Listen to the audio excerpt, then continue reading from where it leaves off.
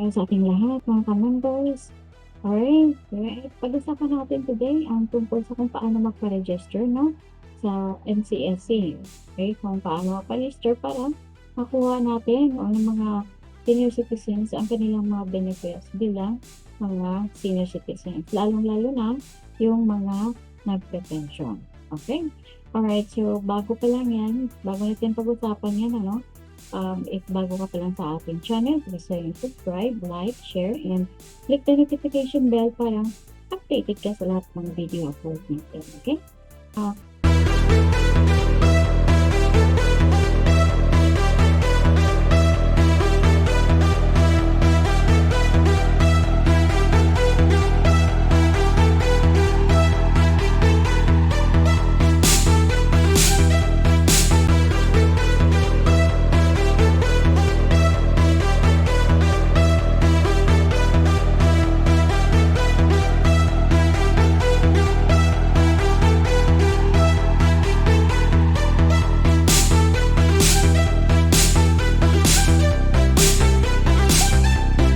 Okay. Pag-start ng inyong application, mag-open ka na ng Google, then sa inyong browser. Sa browser, type mo lang yung website ng ncsc.gov.ph.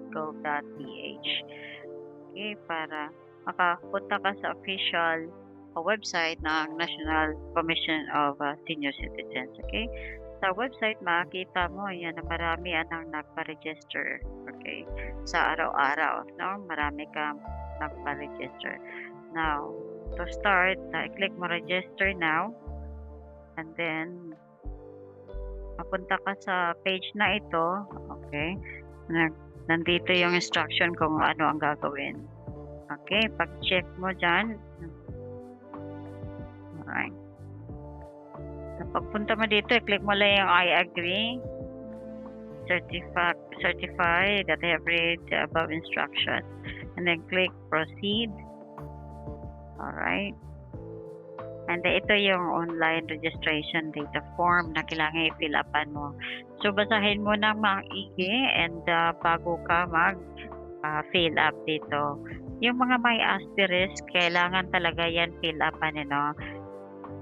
Pag walang walang asterisk yan, pwede naman na lang leave it blank lang naman. Okay, yung mga walang asterisk. Now, makikita mo dyan sa baba, scroll down mo lang, no? Importante na ilagay mo yung pangalan mo, no? Last name mo, tapos i-type mo dyan yung last name, then first name. Alright. May middle name pa kailangan. Okay, kung may extension ka, i-check mo lang yung mark dyan, tapos hanap ka lang dyan kung ano yung mga extension ng pangalan. Okay? Alright. Kung wala naman, uncheck lang yan. Okay? And then, scroll down, fill upan mo lahat yung complete address mo.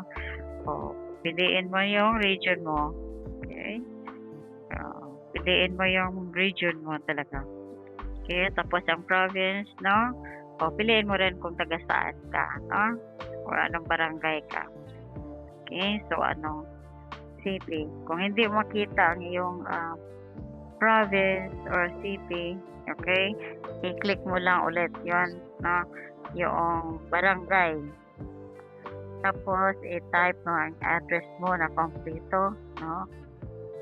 Okay, name ng street mo. Tapos enter mo yung birth date, no.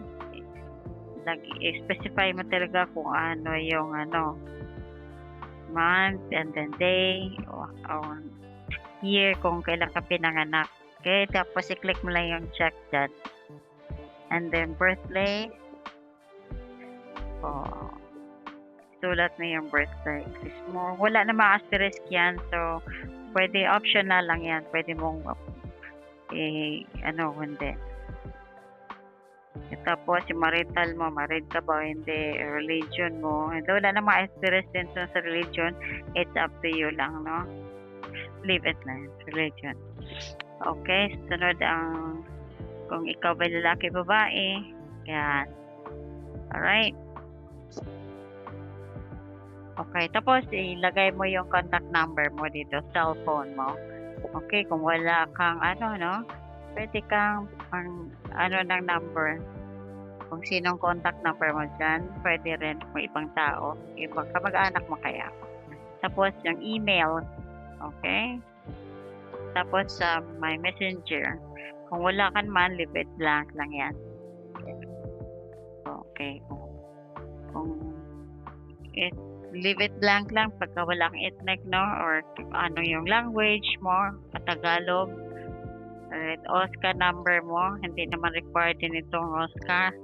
Alright, SGIS, SSS, or TIN. Wala naman nakalagay stress dyan. So, kung wala ka dyan, leave it blank lang. Okay, tapos meron PhilHealth or ano pa pang ID government dyan.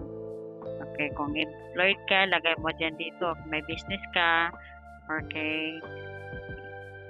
Kung pension, meron ka bang pension?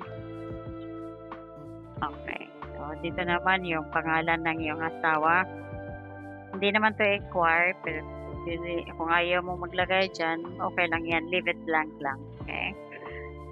Kailangan nito, name of your father and mother dito for future pangailangan. Okay? Name of your mother, middle name, first name.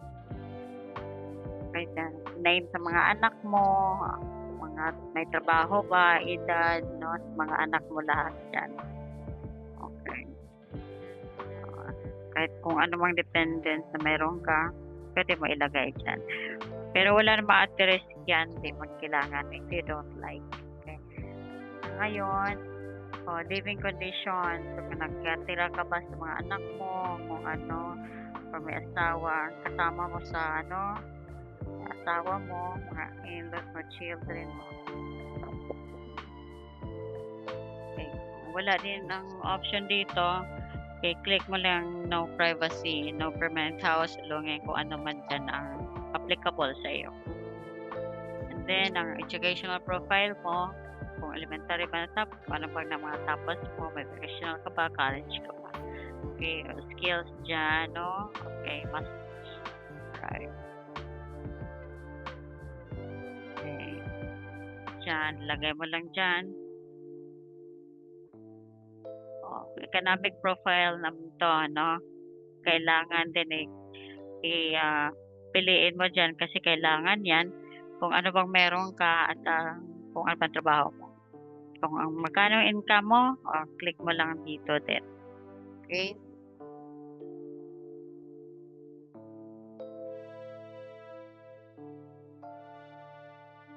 Optional lang din naman to kung ayaw mo. Kailangan, wala namang stress yan. Okay, sa health profile din. Okay? Yung blood type mo dyan, lagay mo. Okay, piliin mo na blood type mo dyan. Required din for yan. May disability ka, lagay mo lang dyan. Okay, PWD ka ba or what? Meron ka ba problema sa katawan? Check mo lang din yan. Kung wala naman, uncheck mo lang yan. Okay.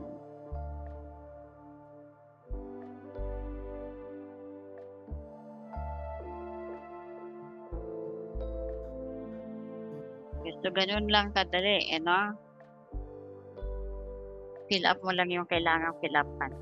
Dito, attachment naman dito, kung meron kang, ID mo ng OSCA, no? Picturean mo lang yung ID mo, upload ang ID. Okay, tingnan mo lang yung picture mo, tapos i-attach mo lang yan. Okay, kung hindi mo alam, no, ay anuhin mo lang, maghihingi ng tulong sa mga kamag-anak o kaya sa inyong mga kaibigan. Okay, sa picture mo din, no, tulad niya, mag-selfie ka, tapos i-upload mo lang.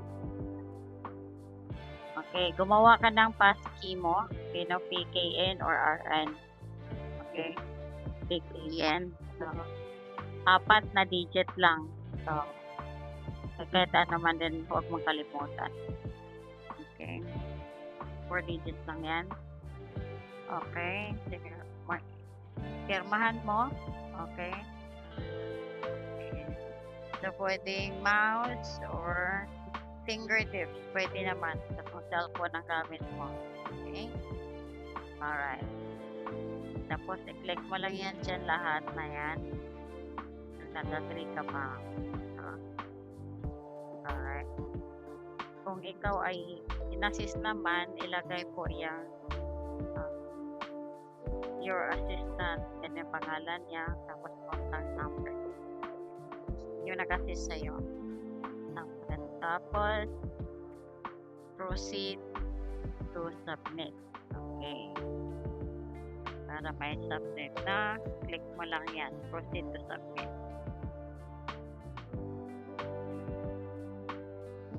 Okay. So, pag na ano mo yan, malalaman man doon kung wala kang kaya hindi siya mag-go through. Kung may kulang pa. Na pagka complete naman, ganito yon. Okay? I-check mo yan. Tingnan mo kung may mga mali dyan. I-get back lang ka. Okay. Tapos, i-click lang yung I certify, no?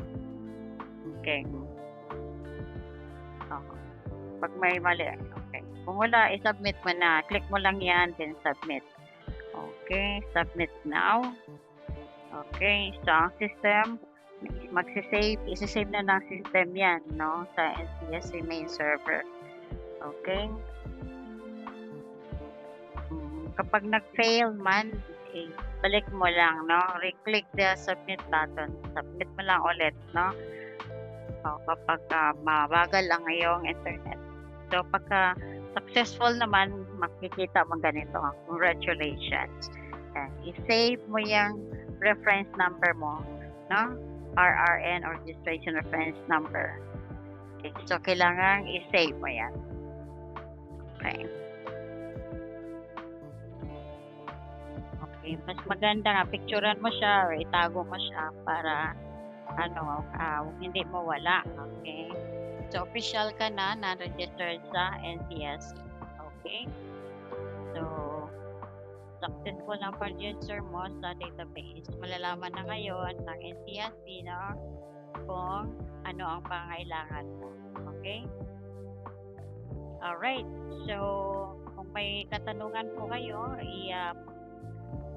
i-comment mo lang yan sa ating comment section sa ating video. Okay, so have a wonderful day and stay safe, everyone.